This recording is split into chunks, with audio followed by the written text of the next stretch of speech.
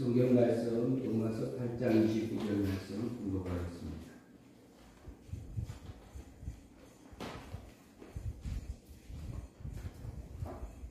로마서 8장 29절.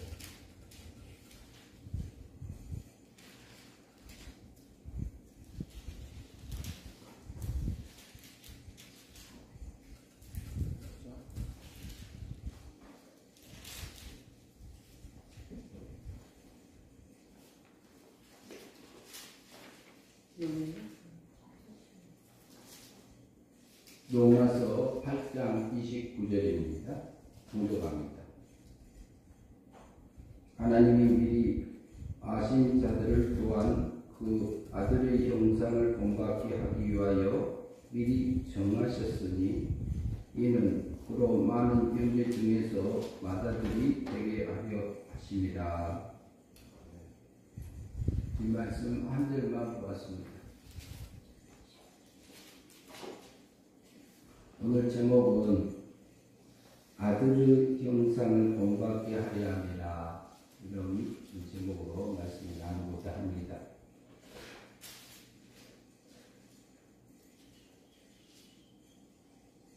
오늘 이 본문을 한번 같이 같은 목소리로 한번 읽겠습니다. 20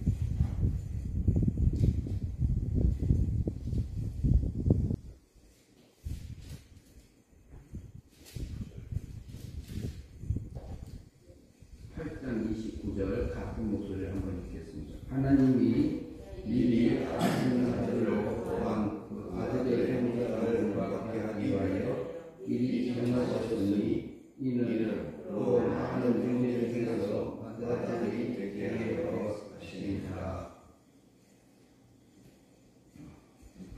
하나님이 미리 아시는 자들을 위해서요. 또 그들을 어떻게 하셨다고 성경은 말씀하냐면요, 그 아들의 형상을 본받게 하기 위하여 미리 정하셨으니 이렇게 말씀합니다. 그러면은 하나님이 그러셨는데요, 아들의 형상을 본받게 하기 위하여, 네, 그렇게 말씀한 부분은 지금 예배하고 있어. 그 아들의 형상을 본받게 하기 위하여 누구 아들이냐 이 말이에요. 예.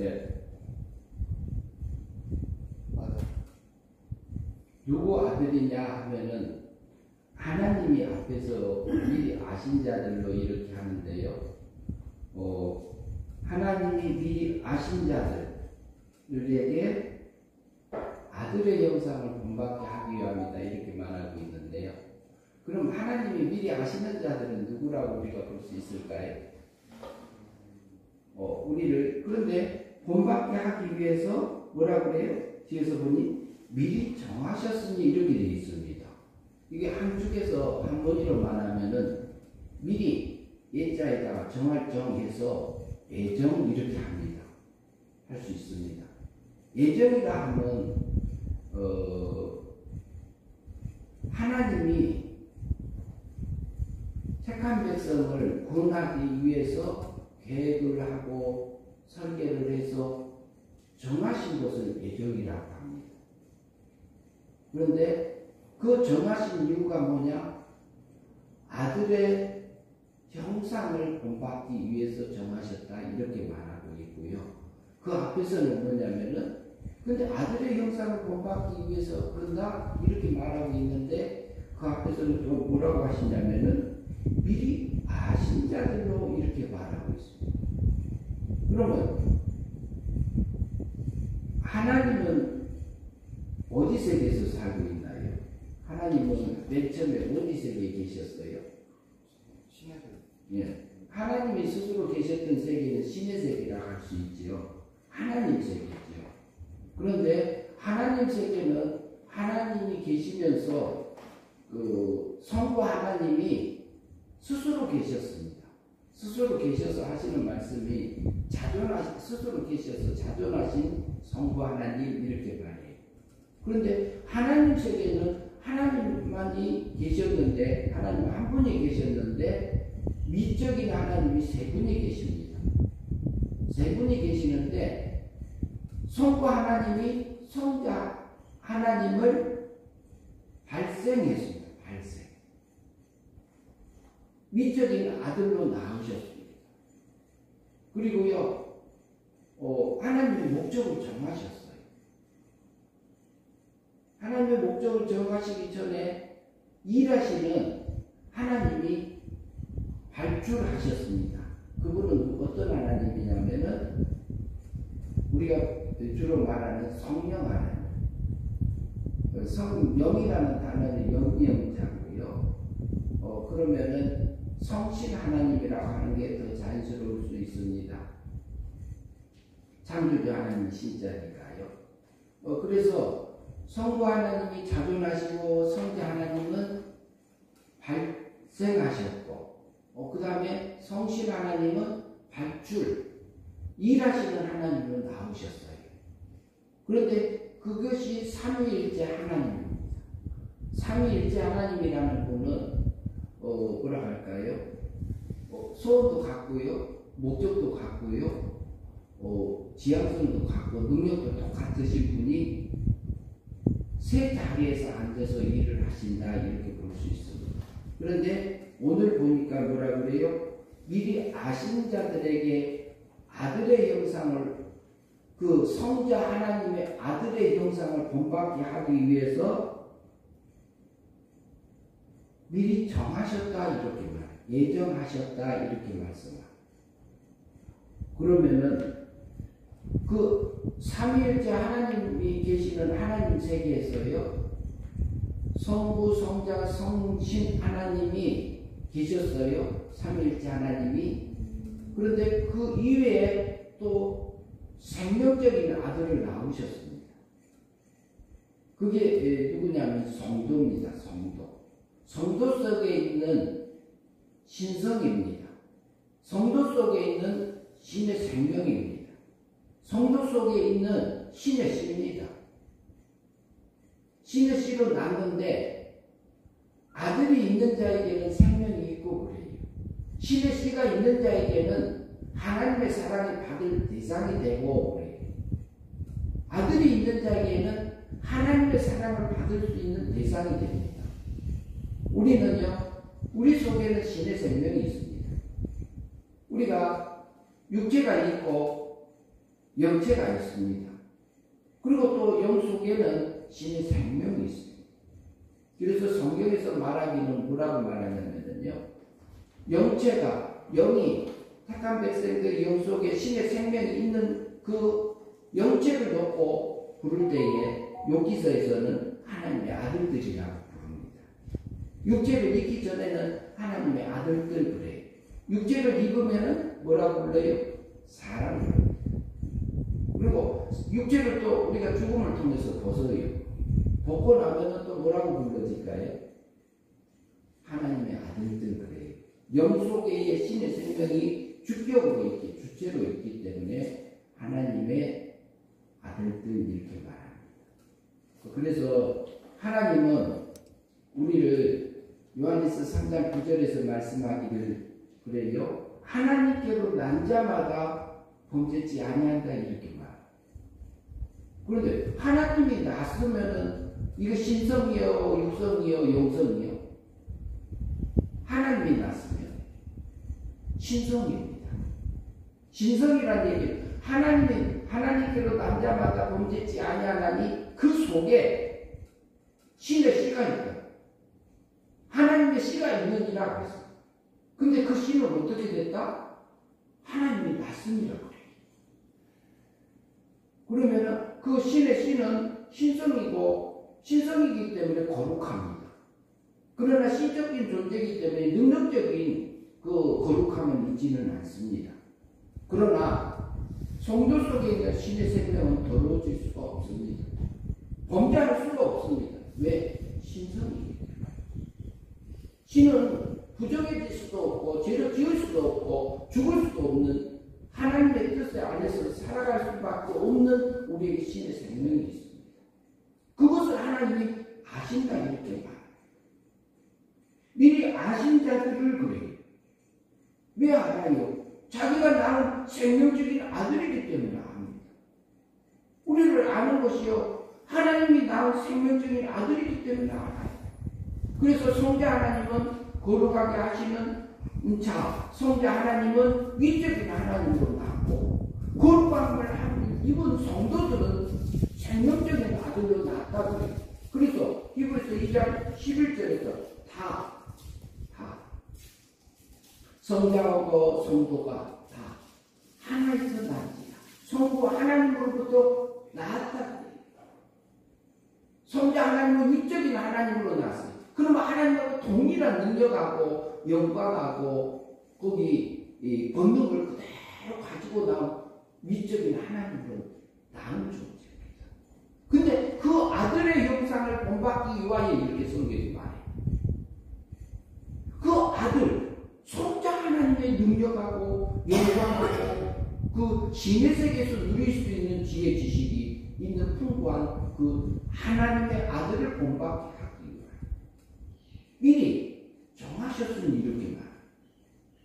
근데 그 신성은요, 요한일서에서 말한 것처럼 범죄하지 않아요. 우리 육은 죽었어야 범죄한 적이 있어요, 없어요? 첫 번째 아담이 범죄했지요. 그래서 육체가 죽고, 육체가 사망세계에 갔고, 목숨이 사망세계에 갔고, 영도 죽었습니다. 그런데 아담은 움직이고 있었어요. 예전에 그 목숨이 끊어진 건 아니잖아요. 근데 뭐가 죽었느냐? 하나님의 사랑하는 것이 죽은 겁니다. 그걸보다 뭐라고 그래요? 성경에서는 사망이라고 해요. 죄의 싹은 사망이라 이렇게 말합니다. 그래서 우리 육체는, 우리 영도 죽었어요. 죽은 적이 있어요.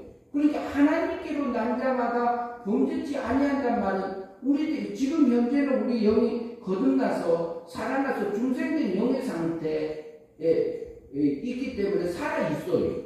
구원받은 성도는 살아있어요. 그래서 하나님의 자녀로 자라가고 있어요. 그러나 한번 죽은 적이 있어요. 죽었다 하면 하나님의 사랑에서 끊겨져서 미움이 대상이 된 것을 성경은 사망이라고 말해요. 그래서 우리 영은 죽었어요. 우리 육체도 죽었어요. 지금 현재 우리를 구원하시되 우리 속에 있는 영만 구해놨어요.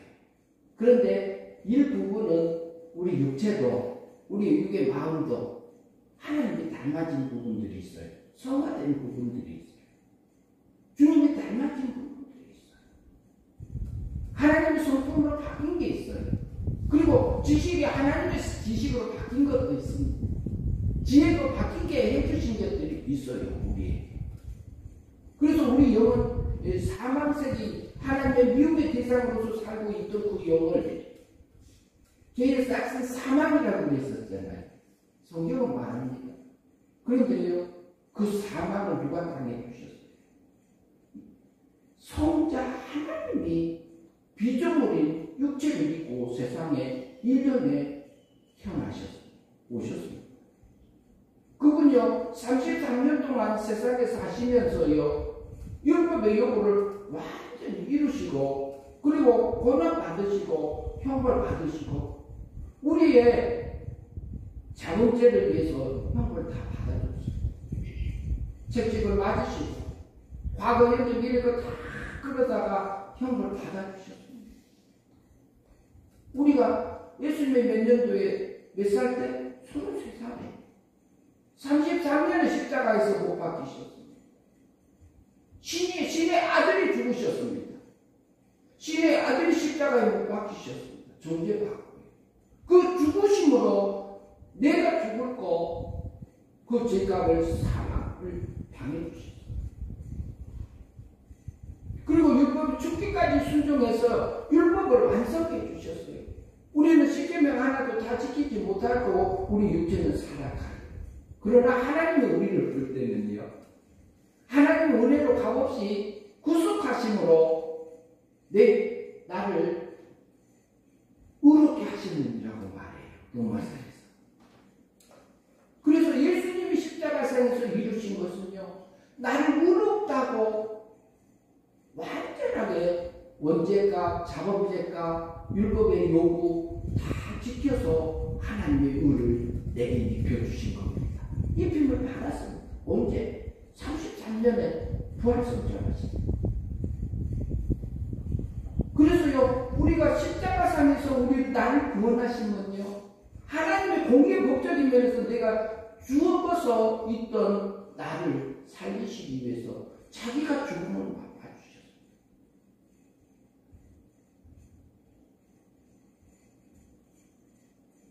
왜요? 사람은 피조물입니다. 우리 육체는 피조물입니다. 우리 속에는 신의 아들이 왜 죽어요? 신의 아들이, 아버지가 왜 그 아들을 독생자 예수 그리스도를 세상에 보내신다고요? 그럴 만한 가치가 있는 거고, 하나님이요, 사람을요, 아담 같은 사람 다시 지을 수 없을까요? 지을 수 있나요? 없나요? 하나님은 가능하죠. 아담 하나만 만들어요? 아니요. 수억을 만들 수도 있습니다. 창조할 수 있습니다. 근데 그 일을 안 하셨습니다. 왜? 우리 속에는요, 신의 생명적인, 신의 씨가 있는 생명적인 아들을 낳았기 때문에 피조물인 사람을 살리려고 신의 아들이 죽으신 거 아닙니다. 내 속에 있는 신의 생명, 신의 씨, 생명적인 아들을 살리기 위해서 신의 아들을 제물로 내어주신 사람을 내가 받고, 우리가 받고 살아요. 그 사랑을 받고 살아요. 그런데요, 하나님은 미리 아신 자들이에요. 근데 하나님은 하나님의 세계에서 목적을 세우셨어요. 곧 창세 전에 그리스도 안에서 그래요. 영의 세계와 물질 세계를 지키지 않는 오직 하나님의 세계, 신의 세계만 있었던 그 존재하는 그 세계, 그 태초에 영원한 그 태초 속에서 무슨 일을 목적을 세우셨냐면요, 그 생명적인 아들들에게 아들의 형상을 본받게 하려고 그 목적을 세우셨어요. 성자 하나님에게 있는 그 영광, 그 능력을 생명적인 아들들에게 내가 입혀주는 그 영광을 입혀주라고 했어요. 성부 하나님하고 성자 하나님 사이에서 그 영광의 언약을 맺으셨습니다. 왜? 내가, 성자 하나님 내가 가서 생명적인 아들들을 구원하라.